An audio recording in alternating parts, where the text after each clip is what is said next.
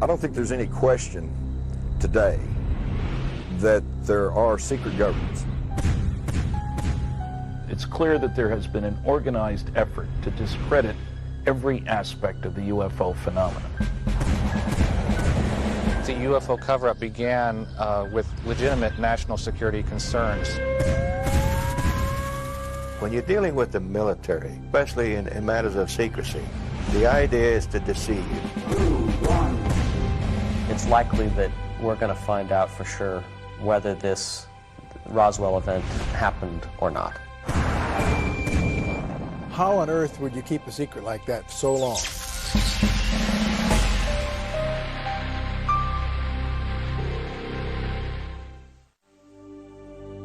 Almost 60 years after Roswell, the mystery of what crashed in the deserts of New Mexico remains a secret.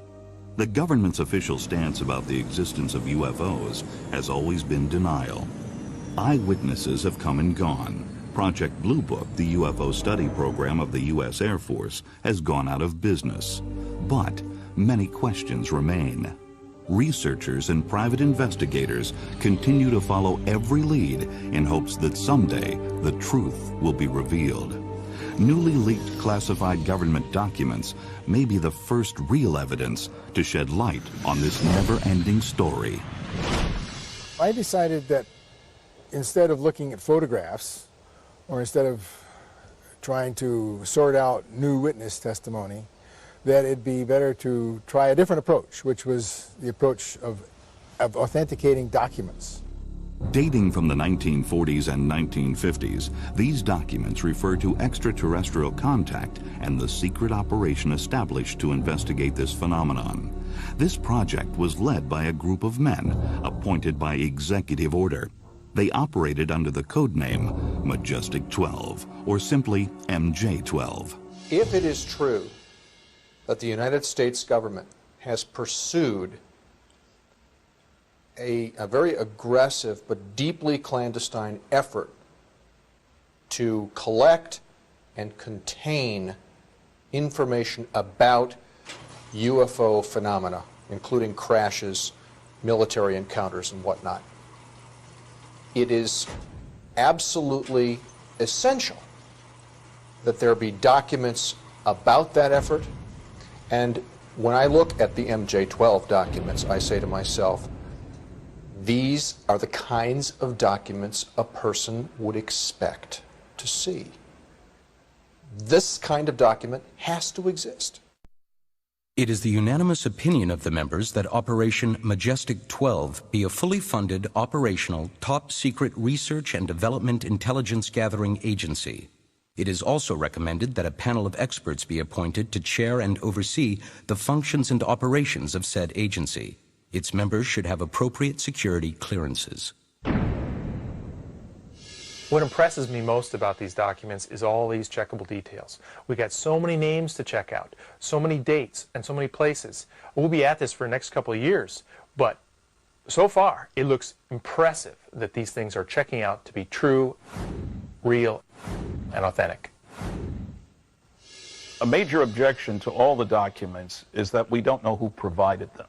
We have to consider, of course, that whoever did was violating the law and would be subject to enormous penalties for photographing classified documents and giving them to people who don't have any authorization to receive them. It began in 1988 when I began filing Freedom of Information Act requests to the government for any information on UFOs. And then in October 1992, I went to the post office and I pulled out a Time magazine that had a document inserted in it, and I just thought it was a prank. I was working my shift as a security officer at Pine Knot Landing. An old gentleman came to the gate and he said, "Well, I'm Thomas Cantwell." He told me he was in the Army's Counterintelligence Interplanetary Phenomenon Unit since 1942 and had been involved in the UFO program almost into the 1980s. And he just wanted to let me know that he was real, to tell me everything, get it off his chest, because he didn't think he had much longer to live. The IPU stands for the Interplanetary Phenomenon Unit, and this is rumored to have been a unit within the Army late 40s, early 50s. Some people link the late Douglas MacArthur with this group, that they were involved in some kind of early UFO investigation. My father himself had been involved in the United States Air Force's UFO program for several years. I also learned after my father's death, by going through his papers, that he was awarded the Air Force Commendation Medal and was given a special citation by order of General LeMay for his outstanding work in the United States Air Force UFO program.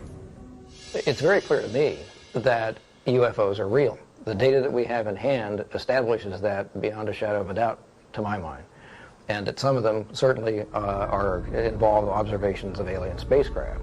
This is a completely independent question from whether or not the MJ-12 documents are real themselves and are valid. I had no interest or beliefs in UFOs, and I never considered giving any thought to the phenomenon itself.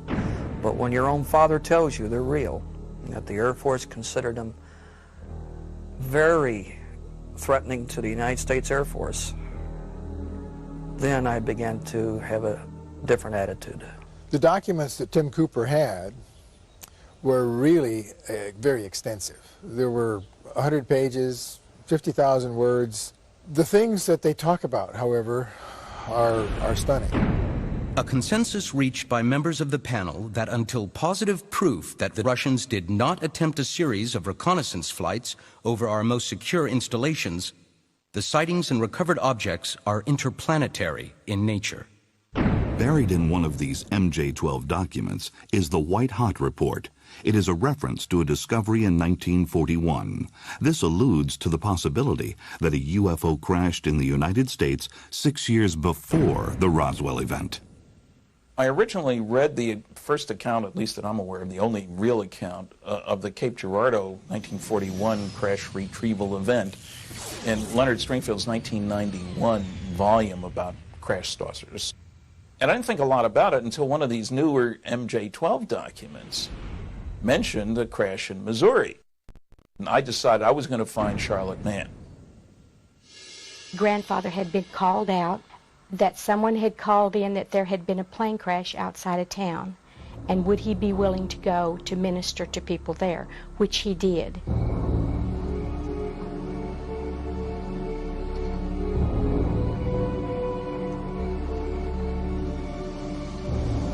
Upon arriving, it was a very different situation. It was not a conventional aircraft as we know it.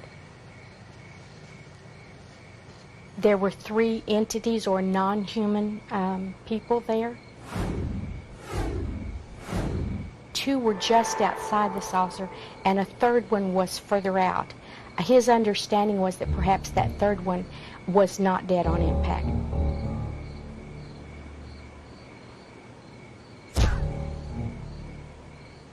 So Father did pray over them, give them last rites.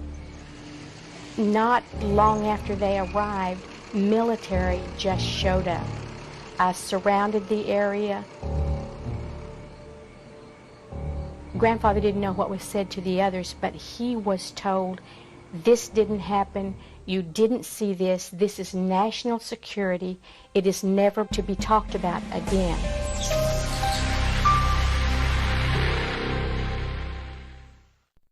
The year following the Cape Girardeau report, Los Angeles was the site of more UFO activity. The LA air raid allegedly produced 2 more downed saucers, one just off the coast of California. The Army Air Corps also recovered a similar object in the San Bernardino Mountains, east of Los Angeles, which cannot be identified as conventional aircraft. This headquarters has come to a determination that the mystery airplanes are in fact not earthly, and according to secret intelligence sources, they are in all probability of interplanetary origin. With the United States at war, it appears that President Roosevelt saw this interplanetary phenomenon not as a threat, but as a great opportunity. I have considered the disposition of the material in possession of the Army that may be of great significance toward the development of a superweapon of war. A new superweapon was developed to win the war.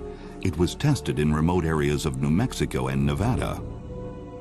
Dr. Robert Oppenheimer led the top-secret Manhattan Project that would change the world forever. This time round, stakes are kind of high. It's going to work all right, Robert. And I'm sure we'll never be sorry for it. Well, we'll know in 40 seconds.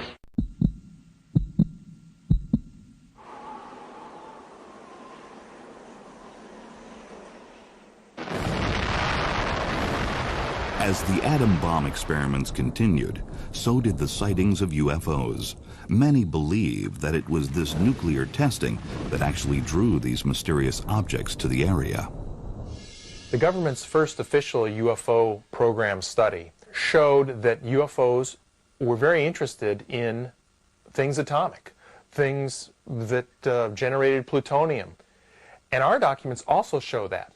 Specifically, there's one case where they talk about a crash site just a half a mile from the Trinity site, which is the first atomic test on the planet.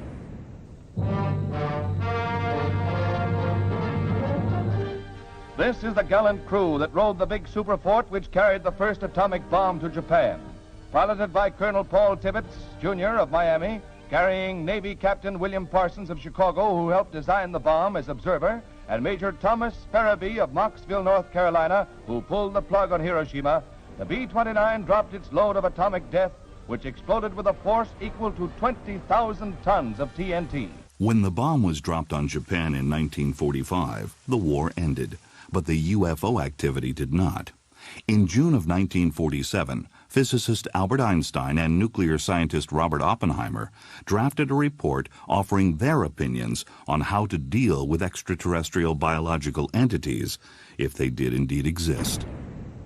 It is difficult to predict what the attitude of international law will be with regard to the occupation by celestial peoples of certain locations on our planet. But the only thing that can be foreseen is that there will be a profound change in traditional concepts. Headline edition, July 8, 1947. The Army Air Forces has announced that a flying disc has been found and is now in the possession of the Army. Army officers say the missile, found sometime last week, has been inspected at Roswell, New Mexico, and sent to Wright Field, Ohio, for further inspection. When news of a crashed saucer near Roswell, New Mexico hit the airwaves, the government was ready. The saucer quickly became a downed weather balloon, and a policy of evasion became the order of the day. It would last for decades. I think the U.S. Air Force explanation that mogul balloons, what crashed at Roswell, is just specious. First of all, the timing is wrong. The technologies are wrong. Certainly pieces of a mogul balloon or the sensor systems attached thereto would have been identifiable, and they aren't. I believe that these kinds of answers actually do a disservice both to the American people and to the Air Force itself. I'm here to discuss the so-called flying saucers. The Air Force interest in this problem has been due to our feeling of an obligation to identify and analyze to the best of our ability anything in the air that may have the possibility of threat or menace to the United States. In pursuit of this obligation, since 1947, we have received and analyzed between 1,000 and 2,000 reports.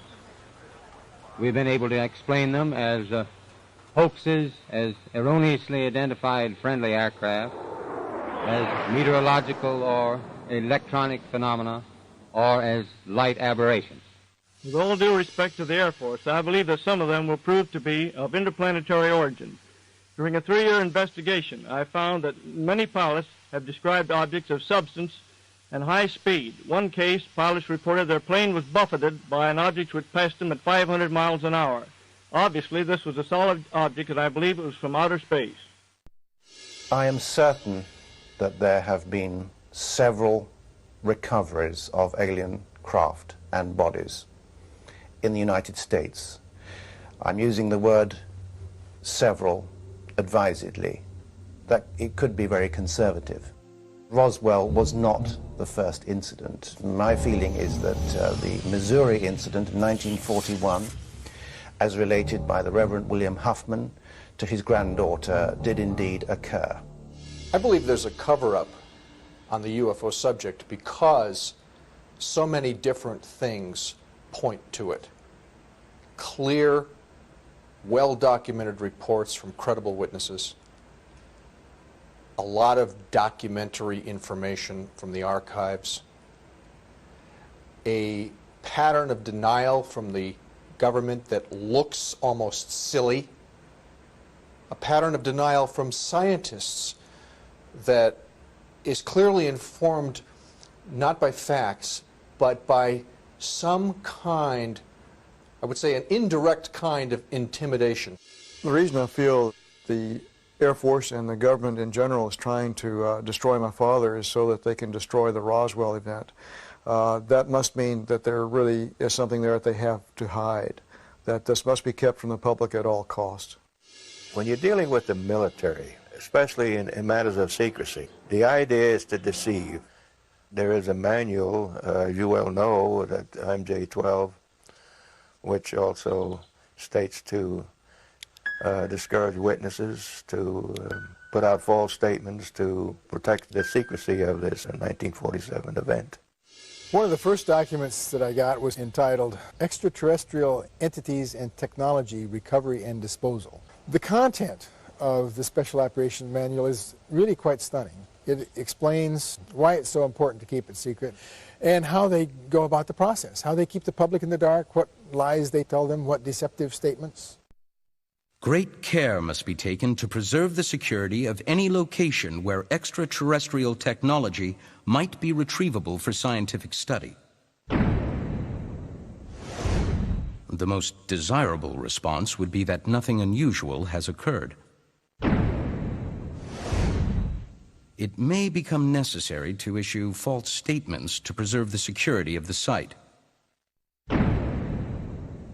We continue to study the Special Operations Manual and look at each aspect of it and try to determine the authenticity of it. Subtleties like the use of the term Central Intelligence instead of Central Intelligence Agency show a subtle amount of arrogance that is indicative of the Central Intelligence Agency in 1954. The 32-page Special Operations Manual also includes the Extraterrestrial Technology Classification Table. It details procedures for retrieval of crashed saucers, how to handle organic matter, and where to ship the bodies. The Blue Lab at Wright Field in Ohio was the secret destination for some of this material. A young woman named June Crane worked in a classified office at the base. Shortly before she died, she told her story. I started at Wright-Patterson in '42. I was 18 years old, and all of the people I worked with were older than me. So I'm probably the last survivor of my lab group and probably the last one still around to talk about it. I had a Q clearance. I worked with scientists and with engineers. I knew a man named Clarence Smith. He was a master sergeant. He came in one day before we started to work, very upset. Clarence told us that his plane brought back 2 bodies in crates from New Mexico. When I asked which plane had crashed, he said, it wasn't a plane, it was a flying saucer. Well, they knew of 3 crashes that I was aware of by 1952. Maybe there were more. In '52, there was a crash cover-up. Roswell was in '47. That balloon story was a damn lie then, and it's still a lie. When I interviewed June, I realized that I was getting a rare glimpse into another period of time that was right at the heart of the mystery of ufology. I began to understand the full extent of the cover-up, the difference between what was commonly known to engineers and scientists and what is probably still known to this day and what has been revealed to the public. An officer showed me a piece of metal. I think that it was Lieutenant Rose. He was one of those guys in the office who liked to talk to me. Lieutenant Rose asked me to break it up, tear it apart if I could. He handed me the scissors. I couldn't dent it or cut it. I asked him what it was and where it came from. He said that it was a piece of a spaceship. According to the Special Operations Manual, the physical evidence from the crash was to be collected and transported to an undisclosed location for study. That location appears to have been the mysterious Area 51. I'm satisfied and very pleased that there is good reason to say that Area 51 was created in the early 50s. Now we have that reason. We didn't have that reason before. Skeptics have claimed that Area 51 did not exist when the Special Operations Manual was published in 1954. But according to this Las Vegas newspaper, a huge government installation began construction in the Nevada desert in early 1951. The project was cloaked in a security blackout and has remained so to this day. Many believe it is where the technology of these alien craft is being studied.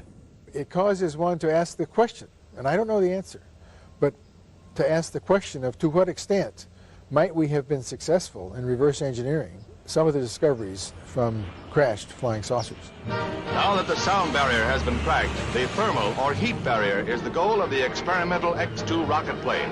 The stainless steel bullet, designed to stand speeds of more than 2,000 miles an hour, is released. On these tests, the rocket plane is not fueled, but in future runs, when it attains maximum velocity, heat developed by friction may reach more than 1,000 degrees.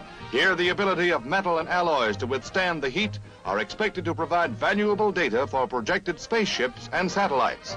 The slim metal ship may furnish some of the answers as the world enters the space age. The Atomic Energy Commission and Nuclear Energy Propulsion of Aircraft are currently conducting research for advanced technologies in atomic engines and radical propulsion studies. Integration of hydrogen-based fuels and electro-hydrodynamic technology may open up for us development of super aerodynes with Mach 5 capabilities. Some of the technology, yes, they have improved on or discovered, and it's being used today.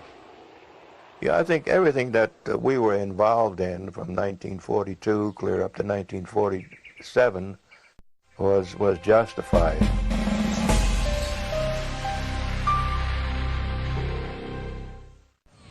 Just weeks after the crashes at Roswell, President Harry Truman named James V. Forrestal as the first Secretary of Defense.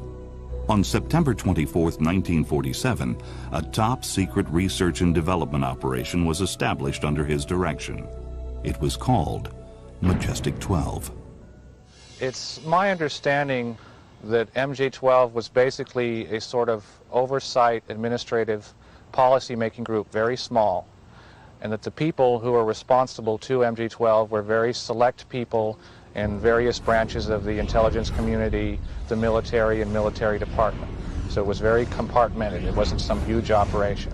MJ-12 supervised several agencies involved in various aspects of the UFO phenomenon. But only the 12 Majestic members knew the whole story, and they reported only to the President on a need-to-know basis.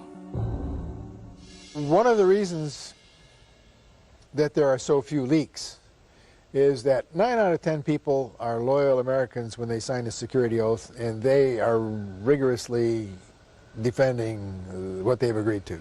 Namely, they're not going to tell anybody.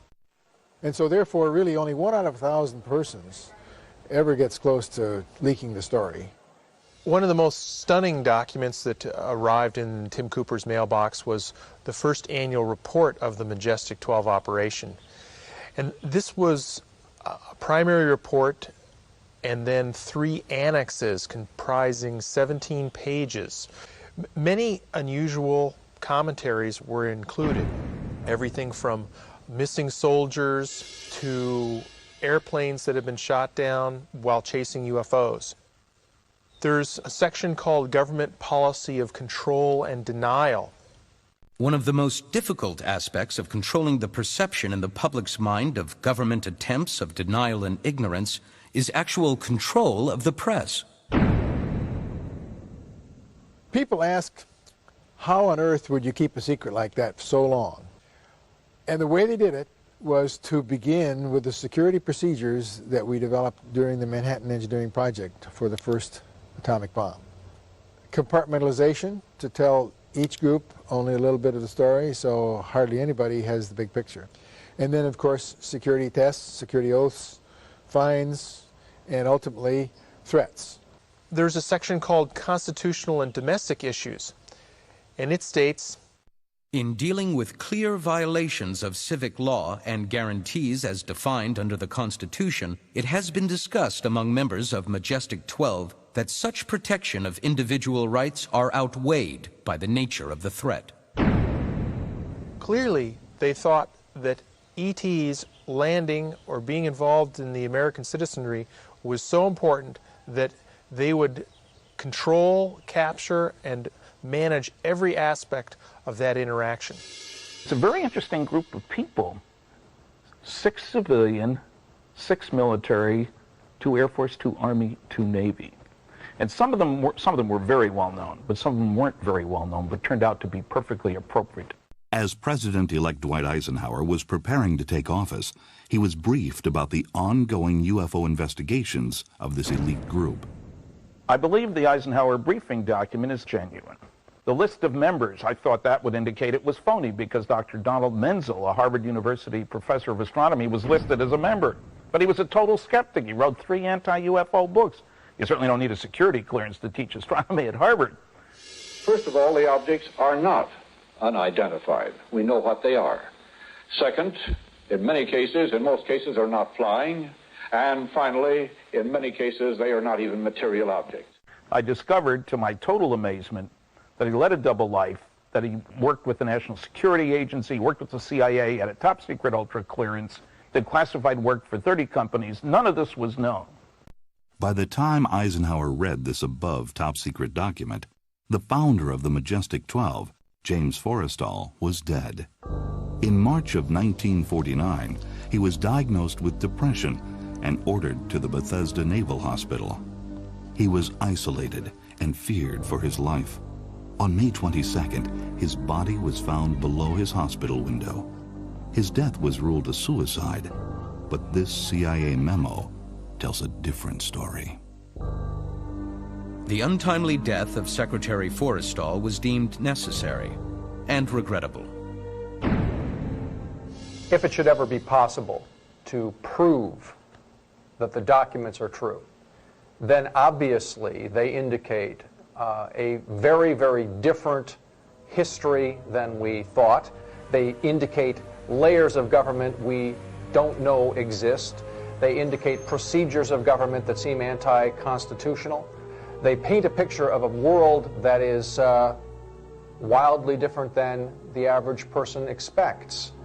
And of course also a world in which there are aliens flying around and being captured and studied by government forces. It's a very odd picture indeed. I'm convinced, based upon the evidence that's building up, that something very strange has happened, that the number of sightings of all types are just out of all proportion to something that, if it's not real, there's something very, very strange going on. So it is the preponderance of evidence. It is the old-timers coming forward. It is the documents that Bob and Ryan Wood are putting together that, with powerful forensic research, make a very, very powerful case. It's hard to ignore. We have selected the techniques that question document examiners use, and we've hired some question document examiners, and those techniques are very powerful because they permit a judge in a courtroom to tell the difference between a genuine document and a fake document. The degrees of authenticity can be determined by comparison of the specialized stamps, file numbers, date formats, line spacing, and paragraphing with known authentic archival documents. File markings are often particularly telling. Some of the documents have misspelled words. Does this mean they're frauds? We don't think so. These originals are probably rough drafts, which would have typos and temporary spellings until the final draft was complete. One of the things that question document examiners do to authenticate documents is to look at the type. And so when you study the typography and become familiar with how the hot lead printing presses of that era worked, you find that once every so often there was a letter Z that was raised because it was not commonly used. We found a document from that era that shows a raised Z, and we have in our own document about every third Z is raised. This is just exactly the kind of thing that telegraphs authenticity. If you're talking about leaked documents, the provenance of leaked documents, we need to know where they've come from. We need to see the originals, and one has to admit that in 99% of cases we do not see the originals. We have several documents that are original pages. These permit testing that cannot be done with copies. For example, we can date a document by analyzing its ink. A small sample is punched out, leaving a pinhole in the paper. The ink is then dissolved, and by using liquid chromatography, the colors are compared with a standard library of inks. The imprint made by the individual typewriter keys can be used to compare with a library of typewriter fonts. The watermark on the paper can often be found and dated. Sometimes we can even see through the blacked out areas and decipher the hidden words.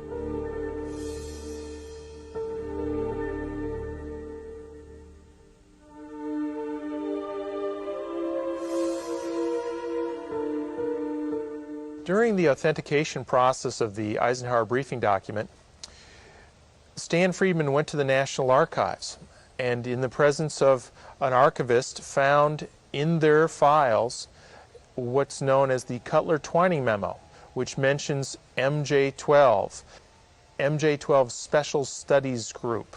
We have an original onion skin paper with the appropriate watermarks, original declassification markings. It is a hard, physical, testable piece of paper.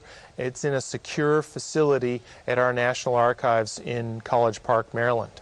This declassified document seems to provide proof that MJ-12 was a reality, even though the government has never acknowledged its existence. So, after you use these question document techniques, to the best of your ability, it turns out that the documents almost speak for themselves as being genuine.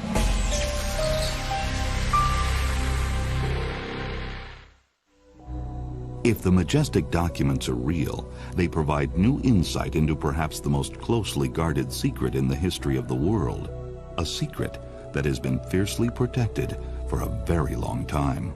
I think that government secrecy, classifying this information at what amounts to an above top secret level, was absolutely warranted in 1947, and maybe earlier, because I think all this business got started perhaps during the Second World War. It is the recommendation of the President's Special Panel, with concurrence from Majestic 12, that a policy of strict denial of the events surfacing from Roswell, New Mexico, and any other incident of such caliber be enforced. An interactive program of controlled releases to the media, in such fashion to discredit any civilian investigation, be instituted in accordance with the provisions of the 1947 National Security Act. Certainly in 1947, the government could not afford to tell the world. They could not afford to say, look, there are these alien spacecraft penetrating our airspace. We don't know where they're from, what they want, or how they operate, but we thought you'd like to know. That would have been totally irresponsible. There's no question it was justified at the time until they had answers. I think it's quite possible that much secrecy is due to the fact that the authorities do not have all the answers, that they cannot be certain from a day-to-day basis or even a year-to-year basis or whatever as to precisely what is going on. By the mid-1960s, the government's apparent interest in UFOs was waning, but a rash of new sightings of unexplained lights and moving objects reignited the debate. We are being observed by some type of device which is ahead of us, far ahead of us, and is probably controlled by a highly advanced superior civilization. Now, this is a conclusion which I personally have stated and is shared by some members of our Board of Governors and advisors, not all of them. But it has reached to the point where many people in the Air Force have the same conclusion. In fact, the Air Force at one time had a top secret estimate that these things were interplanetary spaceships. Based on what is known of the technology and intelligence of the visitors, it is fairly certain that there will be other sightings and encounters of a spectacular nature. As to the purpose and modus operandi, we are not certain, but it is clear that if these visitors had conquest in mind, it would not be difficult for them, given their ability to penetrate our airspace at will. I think that now it's evolved into a more multi-layered problem. Part of it dealing with high technology projects and keeping them secure. If they tell the public a few things, there would be a clamor for more information that might jeopardize the security of these programs. Another problem is that the fact that they've covered it up so long would create a sort of backlash against the government and the intelligence establishment. If these documents show a long, systematic, highly articulated process for handling UFO-related information, for sequestering that information, for marshaling it here and there, and for keeping everybody else out of the loop, completely unaware, the structure that caused that to occur is a phenomenon in world history. I think the MJ-12 documents are extraordinarily important. Probably the most important government documents ever leaked to the public, because they make clear, if they're genuine, that the United States has known that aliens are visiting Earth, that they are not perfect. Obviously, at least one crashed. And we have been taking measures to try to learn as much as we could from the wreckage and to try to understand what's going on. Why on earth would they have kept it secret? The discovery of extraterrestrial life, the greatest discovery in the history of man. The main reason, of course, is still a valid reason today, and that is to make sure that our enemies, namely in those days, the Soviet Union, did not get the technology. The technology was the driver. In addition, the reason for keeping it secret is to not let the public know that we really couldn't control our airspace. With urgent speed, the jet fighters rush to get in the air. Every second counts. They must be able to intercept the mystery plane before it can reach a target and drop its bomb. One example of technology discussed in the documents is a report, an analytical report from the Research and Development Laboratory dated 2 September 1947, where it has an early description of fiber optics in essence, and it says, flight instruments and controls are activated by optical waveguide fibers, similar to glass rods, except they are flexible and have a plastic cladding wrap. This cladding wrap is sort of the key breakthrough in fiber optics that allows increased signal to noise. Now here, this is a guy talking and describing fiber optics in 1947.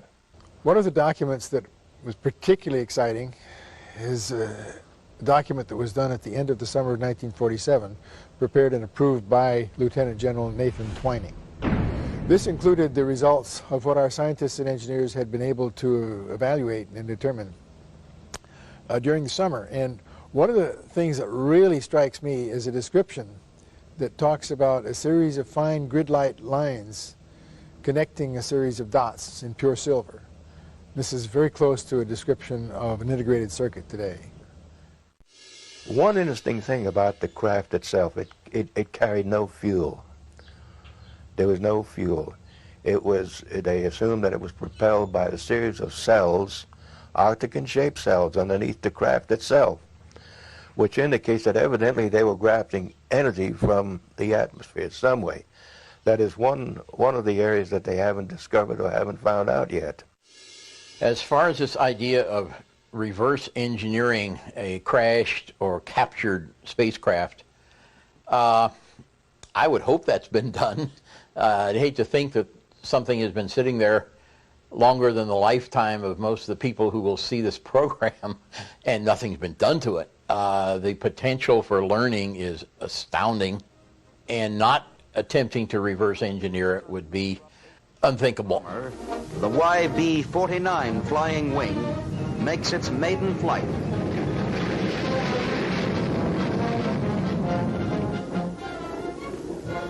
This is the shape of things to come. Well, what if in the last 5 years we've developed new techniques for monitoring vehicles in the sky? We've got stealth aircraft, maybe the other guy will have stealth aircraft. Should that be made public? And if we use those techniques to monitor flying saucers, should that be made public? Should the secrecy continue now? I've never been an advocate for putting everything on the table, especially technology. I have mixed feelings about what the government should do about covering up the truth about flying saucers. I would like the government to stand up, take away the ridicule that's been heaped on a lot of people. So a government announcement would bring forth a tremendous amount of data. Are these documents authentic, and is their narrative real? I believe that there are four possibilities. One, of course, is that they are frauds created as a hoax by a gifted amateur. The second possibility is that they are officially constructed disinformation, perhaps created decades ago for the purposes of Cold War misinformation for some kind of geopolitical purpose. The third possibility is that the narrative is a mixture of fact and fiction. And then the fourth possibility, of course, is that they are authentic, genuine, leaked documents that describe some remarkable events concealed from the history books.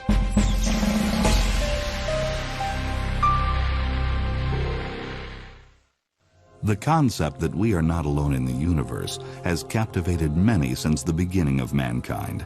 Throughout history, artists have included flying objects in their paintings, like this one from 17th century painter and protege of Rembrandt, Art de Gelder.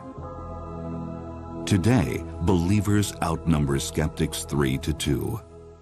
People around the world continue to report UFO sightings, but proof of extraterrestrial contact remains elusive. If the MJ-12 documents are genuine, the story they tell is astounding.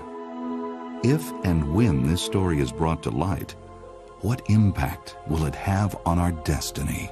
Philosophically speaking, I have to say that we're moving rapidly into a different kind of world in which the possibility of life from elsewhere is increasingly non-alarming.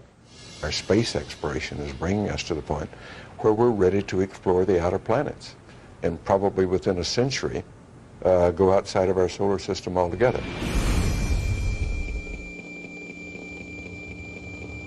So it's time that all of this is exposed for the sake of science, for the sake of the stability of our government, for the sake of civilization itself. I've steeped myself in flying saucer information for more than 40 years. I worked on classified government-sponsored programs. It's clear that there has been an organized effort to discredit every aspect of the UFO phenomenon.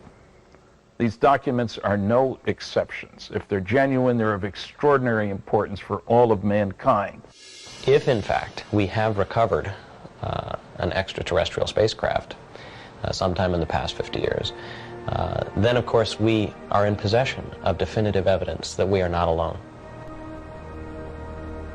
One of my heroes in life, Carl Sagan, was fond of saying, on the day that we do discover that we're not alone, our society may begin to evolve and transform in some incredible and wondrous new ways. That's a day to look forward to, I believe.